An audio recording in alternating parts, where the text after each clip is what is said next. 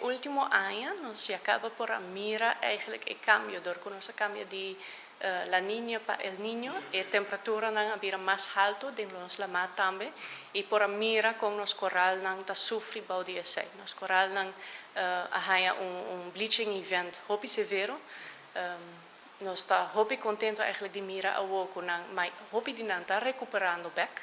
E zij eigenlijk punita di bleaching, ku coral nang por recuperar back si bleaching no tarda mucho hopi.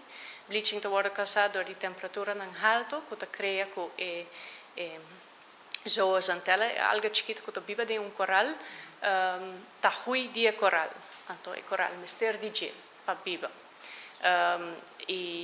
Alga na no gusta e temperatura alto nan ta bai, e coral te queda so sin e alga ku te biba denje ita sostene.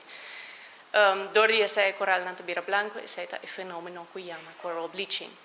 Si temperatura baja back suficiente lihe, e coral nan po biba back of rebiba, anto nan ta haien nan collo back. Dus zij ta po mira agora aqui.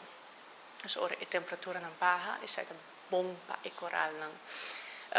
Ku e climate change e global warming, e sagi doen fenomeno curto bij succede, e sigi succede, e segui succede mas severamente. Anto ora e tapait in chance ku nos coral nan no po recuperar di e temperatura tan alto. Como isla chiquito, no tin hopi que nos po hasi contra climate change, pero sí nos po baja ture outra pressão nan ku tin riba coral.